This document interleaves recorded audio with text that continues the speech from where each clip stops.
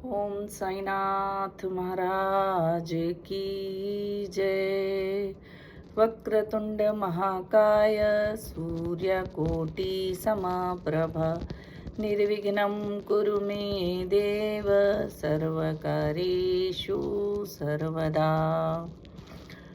ॐ कर्पूरगौरं करुणावतारं संसारसारं भुजगेन्द्रहारं सदा वसन्तं हृदिहारविन्दे भवं भवानी सहितं नमामि।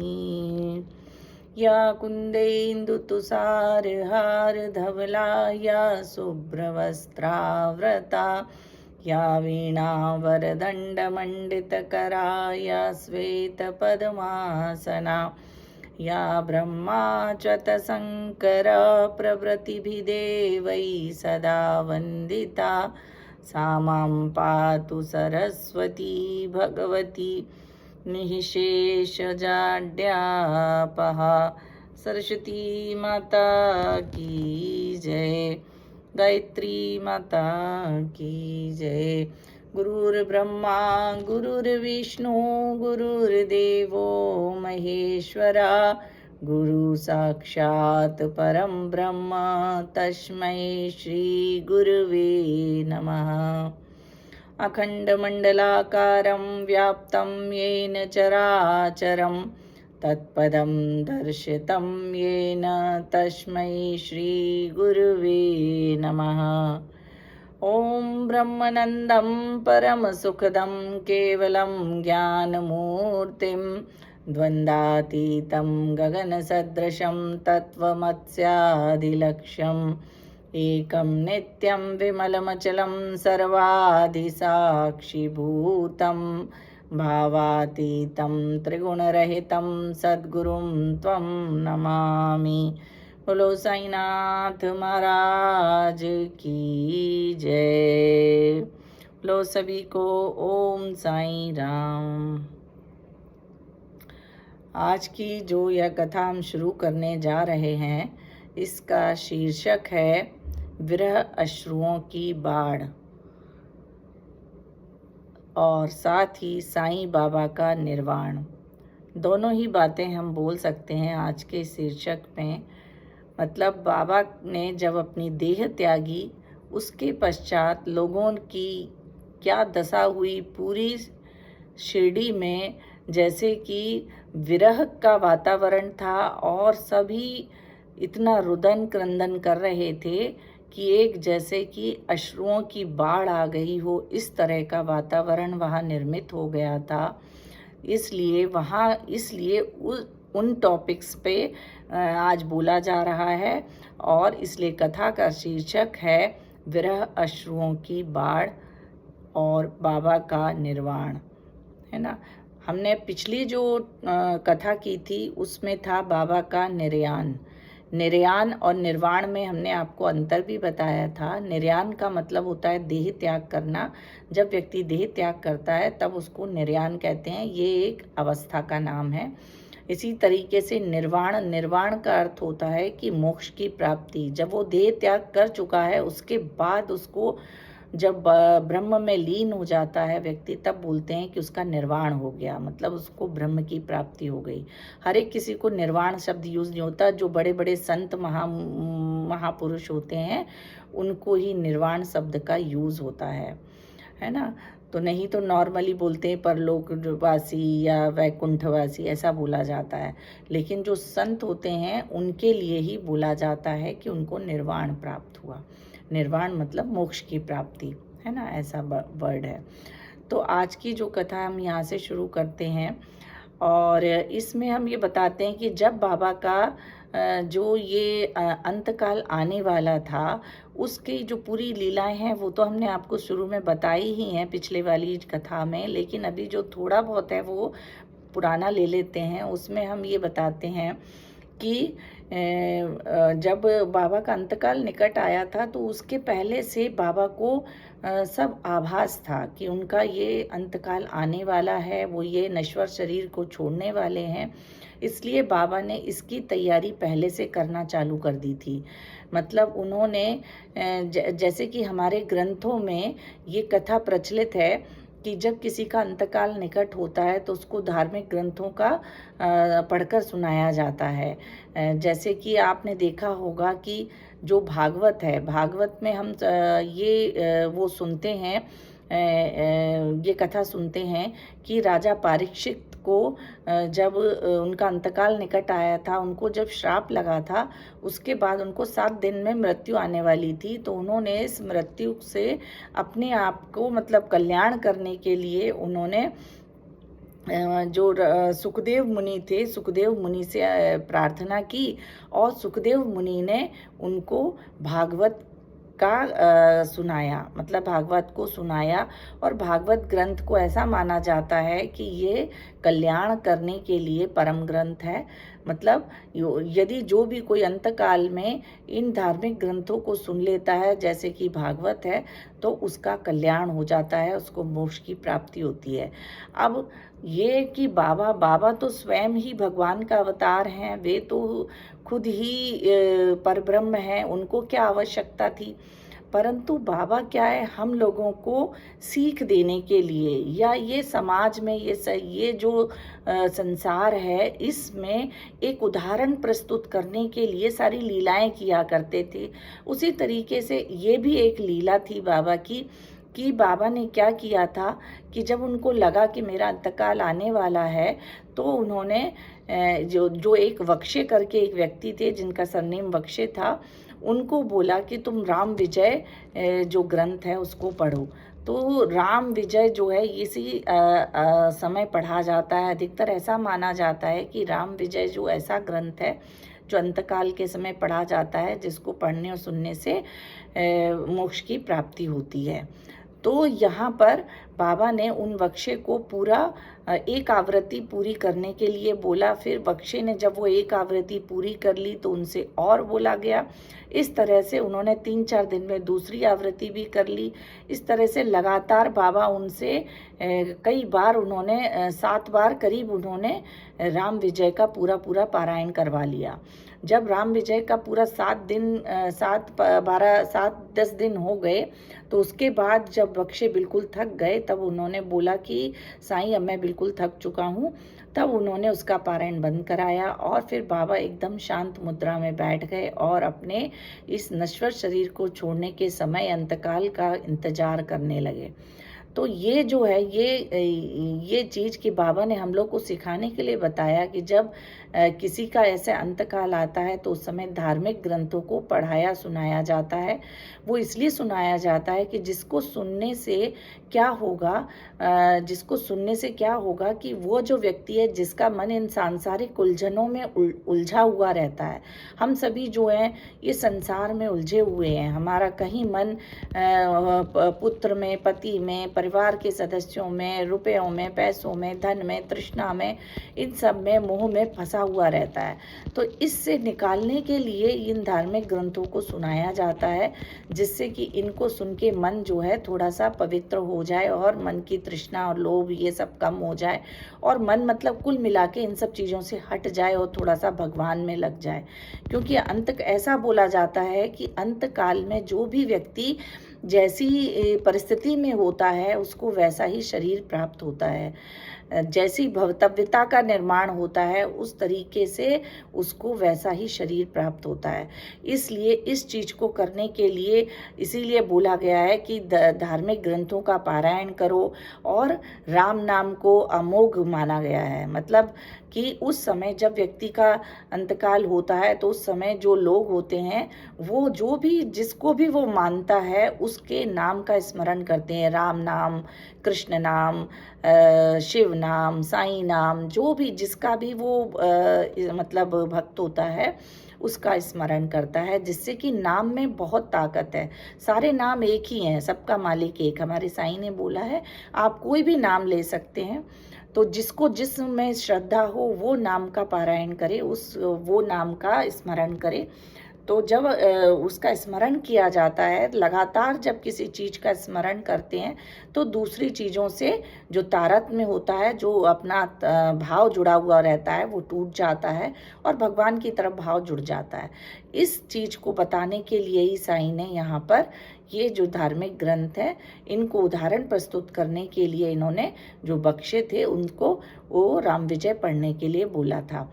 और ये मतलब ये बताया जा गया है कि सभी को ऐसा करना ही चाहिए, जिससे कि भगवान में मन लगे। और जब हमारा मन भगवान में लगता है, जो भी जिसका भी अंतकाल होता है, तो ऐसा माना जाता है कि उसके मुंह से यदि राम नाम निकल जाता है तो उसको मोक्ष की प्राप्ति होती है, वो राम के लोक को पहुंच जाता है, राम की शरण में पहुंच जाता है, भगवान की शरण में, परमेश्वर की शरण में पहुंच जाता है और उसको मोक्ष की प्राप्ति होती है, उसका कल्याण हो जाता है ना।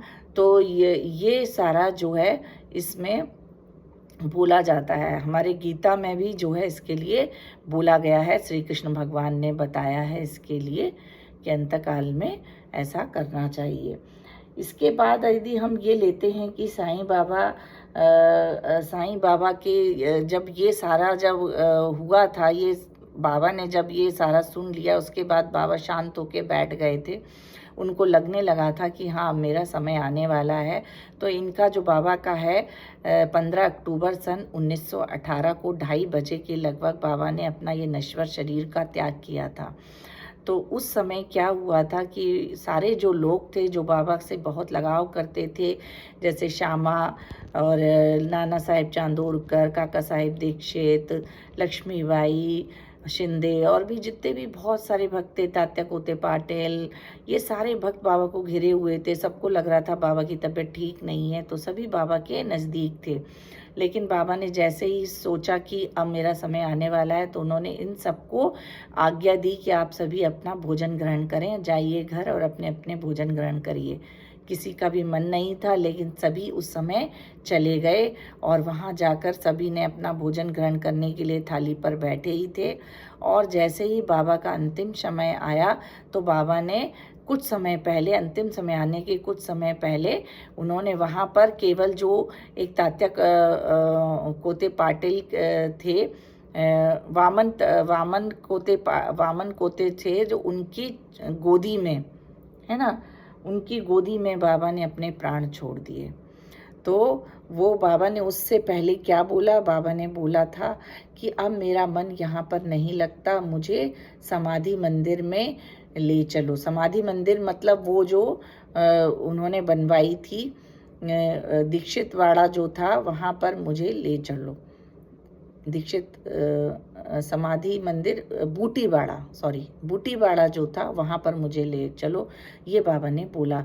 मेरा मन अब यहाँ पर नहीं लगता है, अब मुझे समाधि मंदिर बूटीवाड़े में ले चलो, ऐसा बाबा ने बोला। ये बाबा के अंतिम शब्द थे। फिर जो वो थे, सभी लोगों को जैसे ही पता लगा कि बाबा ने अंतिम सांस छोड़ दी है, सभी दौड़ते हुए आए। किसी ने खाना खा भी नहीं पाया था, एक आध कौर खाया, किसी ने कुछ, ऐसे ही सब दौड़ते हुए आए। और उन्होंने, काका साहेब दीक्षित ने थोड़ा सा उनके मुंह में जल डाला तो जल बाहर निकल आया। उसके बाद सभी ने को पता लग गया कि हाँ, बाबा ने अपना ये नश्वर शरीर का त्याग कर दिया है। तो पूरी शिरडी में ऐसा आलम हो गया था कि सभी बिल्कुल क्रंदन कर रहे थे, रो रहे थे। सभी को अपना बहुत ही ज़्यादा दुख में डूब चुके थे, दुख के सागर में डूब चुके थे सभी। और क्यों ना हो, क्योंकि सभी ने अपना जो परब्रह्म था उसका सानिध्य खो दिया था। मतलब ये जो नर नारी थे, सभी इतने भोले भाले सभी थे और ये बाबा को बिल्कुल परब्रह्म के स्वरूप में ही मानते थे। वो इतना ज़्यादा बाबा के ऊपर निर्भर थे कि उनको, मतलब बाबा की एक दिन भी ऐसा नहीं होता था कि उनको बाबा के दर्शन के बिना चैन पड़ती हो। डेली उनका दोनों टाइम बाबा की आरती करना, पूजा पाठ करना, बाबा का सानिध्य में रहना, उनको खाना खिलाना, उनकी चरण सेवा करना, मतलब सभी उनसे जुड़े हुए रहते थे। रात दिन उनसे ही बाबा का इतना लगाव था सभी का। तो जब सबने ये सुना तो सब लोट पोट हो रहे थे, कोई इधर कोई उधर लौट रहा था, सभी को बहुत दुख था। और ऐसे में फिर क्या हुआ कि जब इतना ज़्यादा सब हो गया, तो किसी तरीके से वहाँ पर बाबा के शरीर के लिए कुछ करना था, अंतिम संस्कार करना था, उसकी तैयारी करने के लिए पूछताछी हुई तो पुलिस भी आ गई। अब पुलिस क्यों आई? क्योंकि वहाँ पर विवाद हो गया था। क्या विवाद हुआ था कि जो हिंदू लोग थे वो कहते थे कि बाबा का जो शरीर है वो समाधि मंदिर में, मतलब वो जो बूटी बाड़ा है वहाँ पर रखा जाएगा और वहाँ पर उसको समाधि दी जाएगी। लेकिन यहाँ पर जो मुस्लिम लोग थे वो क्या कहते थे? वो कहते थे कि नहीं, बाबा के शरीर को हम जो है इसका दफन करेंगे और ये ऊपर से एक मकबरा बना देंगे। तो इसके बीच दोनों का विवाद चल रहा था। अंत में फिर ये हुआ कि पुलिस आई, पुलिस ने भी सबसे पूछताछी की सारे लोगों से, जो लेकिन कुछ उसका निर्णय नहीं निकल पा रहा था। फिर क्या हुआ कि इधर पे जब ऐसा हो गया, विवाद चल ही रहा था, तो बाबा ने वहाँ पर बापू साहिब जोग जो थे वो बाबा की नित्य पूजा करते थे। तो बापू साहिब जोग जो पूजा करते थे, रोज आरती करते थे, परंतु अभी वो पूजा करने, आरती करने नहीं आए थे। तो फिर बाबा ने किसी अपने एक भक्त और हैं उनको स्वप्न दिया और उनको बोला कि तुम जाकर मेरी आरती करो। तब फिर वो आए हैं, उन्होंने आरती करी है बाबा की और उनको फूल वूल चढ़ाए, आरती करी, सब कुछ किया। तो उन्होंने जैसे ही बाबा की वो चादर हटाई, देखा तो बाबा का शरीर बिल्कुल ऐसा लचीला था जैसे कि अभी उठ के बैठ जाएंगे। बिल्कुल भी, मतलब कहीं कोई ऐसा नहीं था कि जैसे नॉर्मल इंसान यदि की मृत्यु होती है तो उसके बाद शरीर अकड़ जाता है, लेकिन उनका शरीर बिल्कुल लचीला था और उनकी जो कफनी थी वो भी बिना चीरे निकाल दी गई। मतलब आराम से, जैसे कि किसी के शरीर से कपड़ा उतार लेते हैं, इस तरीके से वो कफनी उतारी गई। उसके बाद फिर उनको दूसरे वस्त्र पहना के स्नान कराया गया और उनके वस्त्र पहनाए गए। तो ये कि बाबा का बिल्कुल शरीर जो है बिल्कुल कोमल था और बिल्कुल लचीला था। तो क्योंकि बाबा जो है, कोई ऐसी मृत्यु तो थी नहीं उनकी, उन्होंने तो केवल एक ये नियम है जो संसार का, पृथ्वी का नियम है, संसार का नियम है कि जो भी इस धरती पर जन्म लेता है उसको ये नश्वर शरीर छोड़ना होता है। तो उसका बाबा ने पालन किया, उन्होंने अपना ये नश्वर शरीर छोड़ दिया और उसके लिए उनको ये कोई नॉर्मल इंसान की तरह कोई कष्ट नहीं हुआ, कुछ दिक्कत नहीं हुई। उन्होंने बैठे बैठे लक्ष्मीबाई शिंदे को दान देते देते तात्या कोते पाटिल की वामन कोते पाटिल की गोदी में अपने प्राण छोड़ दिए। इस तरीके से बाबा ने अपने प्राण छोड़े और उसके बाद उनकी आरती पूजा वगैरह जब सब हो गई, उसके बाद फिर पुलिस ने निर्णय लेने के लिए कि बाबा के शरीर का कहाँ पर किया जाएगा, अंतिम संस्कार कहाँ किया जाए, किस विधि से किया जाए, इसके लिए लड़ाई थी कि किस विधि से किया जाए। हिंदू बोलते थे कि बाबा का हिंदू रीति से होगा और जो मुस्लिम बोलते थे वो कहते थे कि मुस्लिम रीति से होगा। इसलिए इसमें काफ़ी मतभेद उत्पन्न हो गया था। इसको सॉल्व करने के लिए फिर पुलिस आई और पुलिस ने फिर एक वो भी कराया था, मतलब मतदान कराया था। उसमें सबसे ज़्यादा जो मत थे वो बाबा की कृपा से ऐसा हुआ कि मत जो है हिंदू के फेवर में आए और लोगों को, मतलब फिर सारे लोग जो मुस्लिम लोग थे वो भी तैयार हो गए कि नहीं, बाबा ने अंतिम जो बाबा ने बोला था कि मुझे समाधि मंदिर में बूटी बाड़े में ले चलो, तो लोगों ने उस बात को माना कि बाबा की मंशा थी, बाबा की इच्छा थी कि उन्हें समाधि मंदिर में ले जाया जाए। तो फिर उनको जो समाधि है वो बूटी बाड़े में उनका पार्थिव शरीर ले जाया गया और वहाँ पर उसको समाधि दी गई, बाबा को समाधि दी गई। इस तरीके से बाबा का ये जो नश्वर शरीर है उसकी समाधि हुई। और अब ये बोला जाता है कि क्या ये जो शरीर था उसी से बाबा थे कि बाबा आज भी जिंदा हैं। आज भी बाबा लोगों के, जो उनके भक्त हैं उनके दिलों में जिंदा हैं। आज भी लोगों को एहसास होता है कि हाँ बाबा हैं, जो वाकई में दिल से बाबा से प्यार करते हैं उनको लगता है कि हाँ बाबा हमारे साथ हैं और नित्य बाबा सबका काम करते हैं, जो भी जिसकी जो इच्छा होती है उसकी पूरी करते हैं। आज भी जो भी शिरडी जाता है, लाखों भक्त शिरडी जाते हैं और सबकी मनोकामनाएं पूरी होती हैं। बाबा का ऐसा प्रताप है, ऐसा है बाबा का आशीर्वाद है सभी भक्तों पर कि कोई भी भक्त खाली हाथ नहीं लौटता, सबकी मुरादें बाबा पूरी करते हैं। तो आज दिन तक बाबा के भक्त जो है बाबा को बिल्कुल अपना ऐसा मानते हैं कि बाबा आज भी जिंदा हैं। जो वाकई में है दिल से प्यार करते हैं उनको एहसास होता है कि उनके ऊपर बाबा की कृपा है, बाबा का सानिध्य है और रात दिन वो बाबा के सानिध्य में हैं और उनकी कृपा की बरसात उनके ऊपर हो रही है। इस तरीके का अनुभव हर किसी को होता है, जो भी बाबा के भक्त हैं आज भी होता है। और कईयों को तो उनके उनके निराकार स्वरूप का, आज बाबा का साकार स्वरूप नहीं है, आज वो निराकार स्वरूप में है, लेकिन आज भी कई ऐसे भक्त हैं जिनको साकार स्वरूप में भी बाबा दर्शन देते हैं। कईयों को हुए हैं और कईयों को रूप बदल के भी दर्शन हुए हैं और कईयों को निराकार स्वरूप के भी दर्शन हुए हैं। तो जिसका जैसा भाव होता है उसको उस रूप में बाबा दर्शन देते हैं। बाबा का जो 7वां वचन है ना कि जिसका जैसा भाव होगा उसको उस रूप से मैं दर्शन दूंगा, तो बाबा उसको आज भी निभा रहे हैं। आप बाबा को यदि जिस रूप में प्यार करेंगे, आप माँ के रूप में प्यार करेंगे तो बाबा आपको माँ के रूप में दर्शन देंगे। आपको बाबा गुरु के रूप में याद करेंगे तो बाबा गुरु के रूप में आपके साथ रहेंगे। आप उनके सखा के रूप में तो बाबा सखा के रूप में रहेंगे। तो जो जिस रूप से उनको याद करता है बाबा उस रूप में उसके साथ रहते हैं। और बाबा का ऐसा बोला जाता है कि बाबा ने ये बोला था कि मैं शरीर त्याग भी दूंगा, उसके बाद भी मैं 8 वर्ष के बालक के रूप में प्रकट होऊंगा। तो ये 8 वर्ष का बालक का क्या बोला जाता है? आजकल ये ऐसा भी बोला जाता है कि प्रेम साईं जो है, बाबा के 3 अवतार माने जाते हैं कि जो सबसे पहले थे वो अपने ये जो साईं बाबा थे वो थे। दूसरा अवतार जो था उनका जो सत्य साईं बाबा जो हैं उस रूप में माना जाता है। तीसरा जो ऐसा माना जाता है कि प्रेम साईं के रूप में है तो होगा, मतलब तो ऐसा माना जाता है कि प्रेम साईं के रूप में बाबा का अवतार हो चुका है, ऐसा माना जाता है। अब वो कुछ समय बाद अभी छोटे बच्चे के रूप में धीरे धीरे उनका प्रचार प्रसार होगा और वो फिर आ जाएंगे, ऐसा कई लोग कहते हैं। कई लोगों ने कि वहाँ पर प्रेम साईं का दक्षिण में बाबा कोई जगह बताते हैं, मुझे नाम नहीं याद है, वहाँ पर उनका प्रेम साईं के रूप में बाबा ने अवतार लिया हुआ है।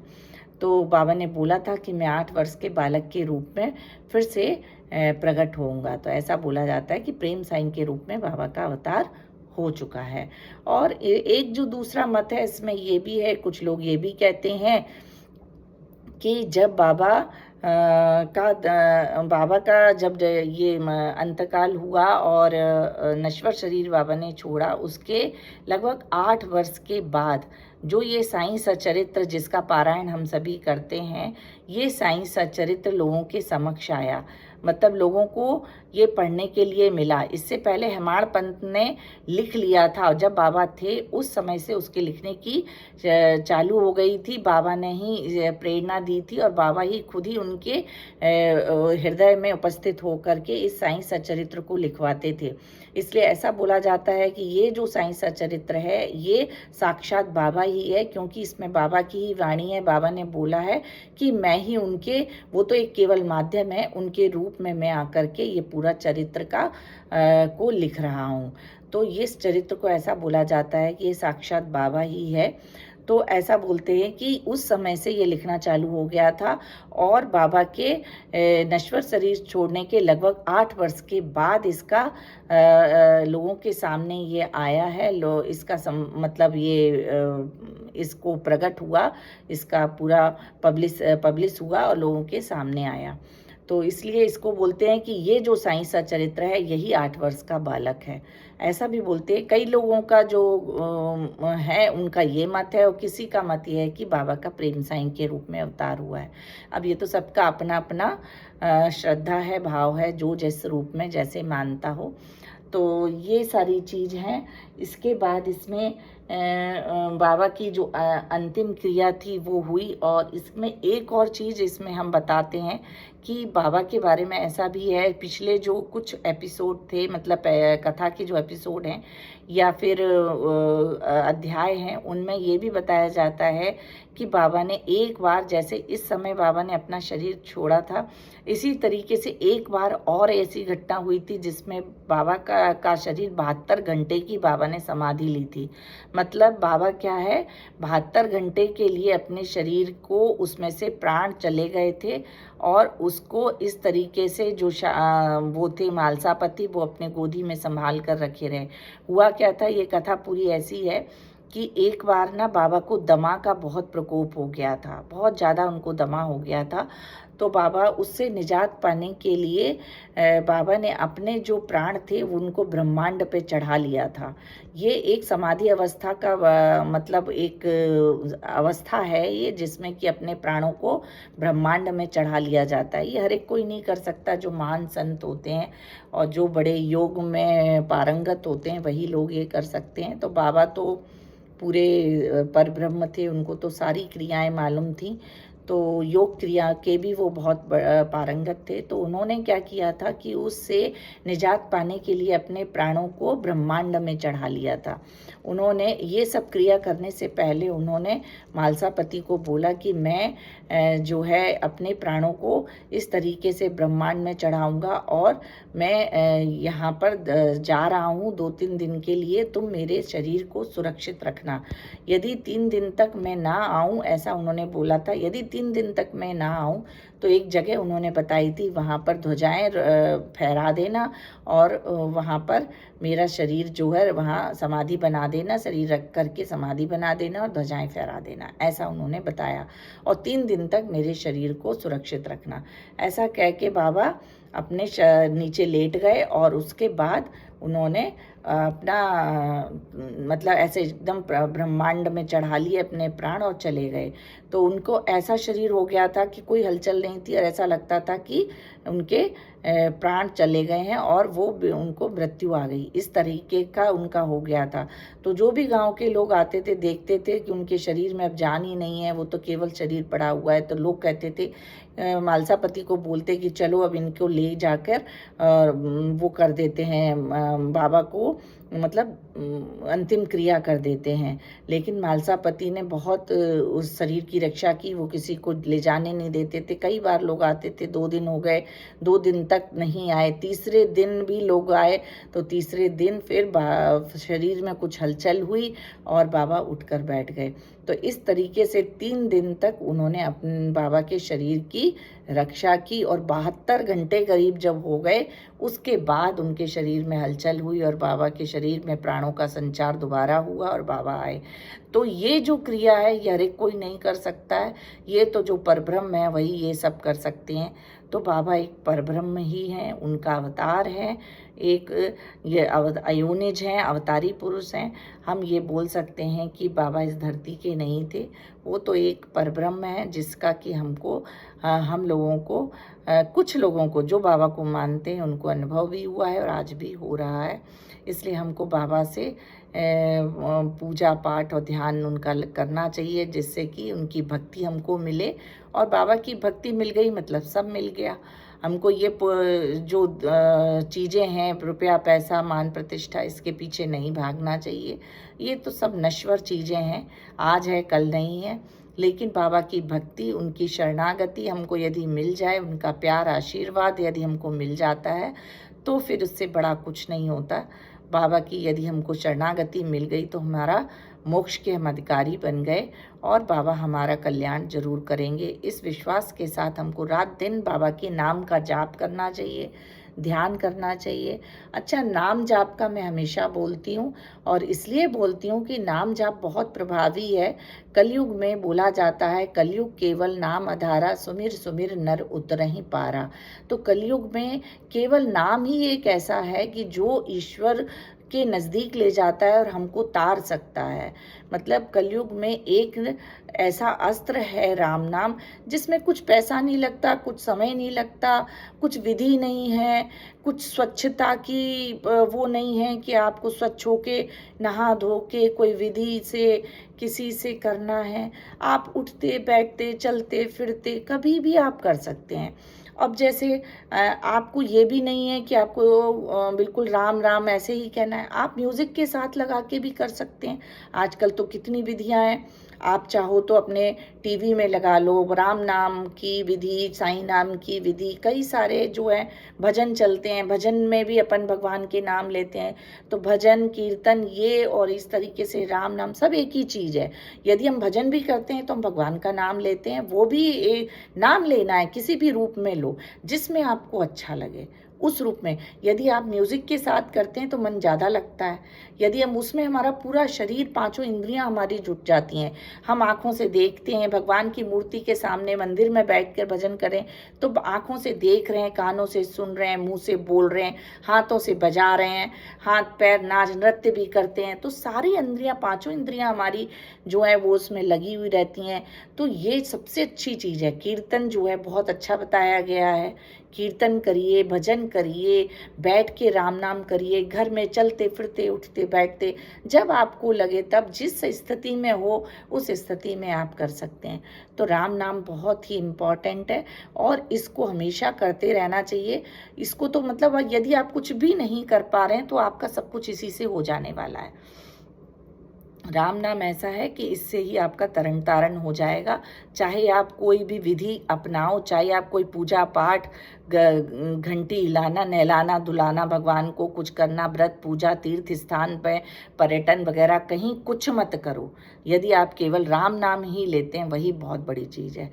तो बैठे बैठे आपको माला भी नहीं करना। आजकल तो काउंटर आ गए हैं छोटे से, बस उनको दबाते रहो, उससे भी हो जाता है। और उसमें भी मन ना लगे तो लेटे हैं, आंखें बंद किए हैं, राम नाम कर रहे हैं, इस तरीके से चल रहे हैं, फिर रहे हैं, काम कर रहे हैं, राम नाम कर रहे हैं, इस तरीके से कर लो। जैसे भी आप कर पाएँ। तो राम नाम बहुत इम्पॉर्टेंट है, सभी को अपने जीवन में अपनाना चाहिए। और अब तो ये है कि इतनी साधन है, उन साधनों का उपयोग करते हुए कर पाएँ तो और भी अच्छा है। तो ये सारी चीज़ें हैं। तो हमको बाबा ने इन सब चीज़ों के लिए बोला है। और बाबा का जो ये जीवन का जो बाबा ने बताया है, तो बाबा ने हमको एक तो ये चीज़ बताई थी, और एक चीज़ और थी बाबा की इससे रिलेटेड। बाबा का को एक ईंट थी, बाबा उस पर अपना सिरहाना लगाकर उसको सोते थे। तो ये पूर्व में जब एक कोई भक्त था, वो साफ करने के लिए आया मस्जिद, वो ईंट टूट गई थी। तो बाबा ने बोला था कि ये जो ईंट है ये तो मेरी साथी थी, और इस ईंट को टूटना ही अपशगुन हो गया है, और ये मेरी इसने मतलब ये मेरे को ये दर्शाती है कि अब मेरा जीवन ख़त्म होने वाला है। इस तरीके से बाबा ने शो किया था। मतलब ये जो कुछ छोटी छोटी चीज़ें थी, ये बाबा ने पहले से बता दी थी कि ऐसा होने वाला है, और इन चीज़ों में आप लोग तैयार रहो। मतलब वो इंडिकेशन था कि अब मैं शरीर छोड़ने वाला हूँ। तो ये अब समझने वाले समझ लिए थे, कुछ लोग नहीं भी समझ पाए थे, एकदम डायरेक्ट नहीं बताया था उन्होंने, इनडायरेक्ट रूप से बताया था, लेकिन बाबा ने बता दिया था अपने अंतकाल के पहले।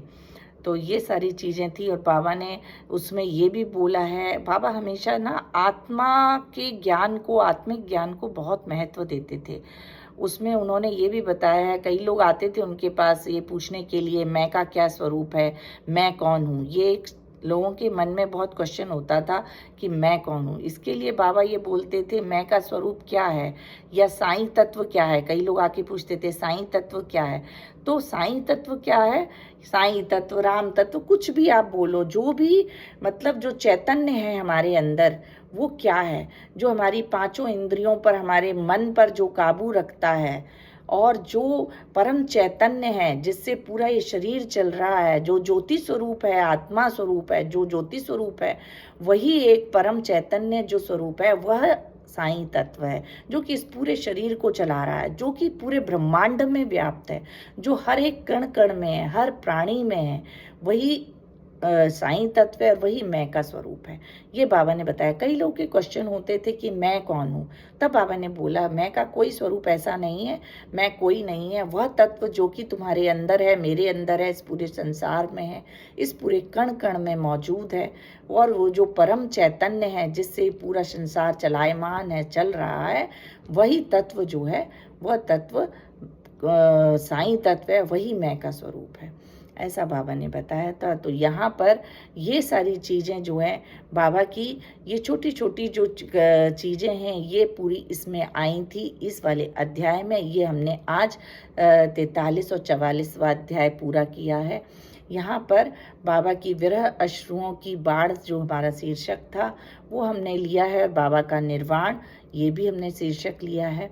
तो इसमें ये बताया गया है कि बाबा ने किस तरीके से बाबा का निर्वाण हुआ, उन्होंने किस तरीके से देह त्यागा। ये 3 जो अध्याय हैं, 41, 42, 43, 44, ये 4 अध्याय जो हैं, चारों अध्याय ये बाबा के देह त्यागने और उसके बाद उनका निर्वाण होना, मोक्ष तक प्राप्ति, पूरा वहाँ तक पूरा है। उसके बाद लोगों की क्या दशा हुई, किस तरीके से वह शिरडी का वातावरण हुआ, कैसे वहाँ पर उनकी समाधि बनी, कहाँ बनी, क्यों विवाद हुआ, ये सारा जो वर्णन है उसमें किया गया। ये सारा हमने आपको इस कथा में बताया है। तो आज की ये कथा में हम यहाँ पर ही विराम लेते हैं। आप सभी से मतलब विराम तो मैं अभी थोड़ा सा 5 मिनट हम कुछ और भी थोड़ा कर सकते हैं चर्चा, और उसके बाद हम फिर 5-7 मिनट के बाद विराम लेते हैं। तो अभी जो मेन हमारी चर्चा है वो हमारी इस चीज़ के ऊपर होगी कि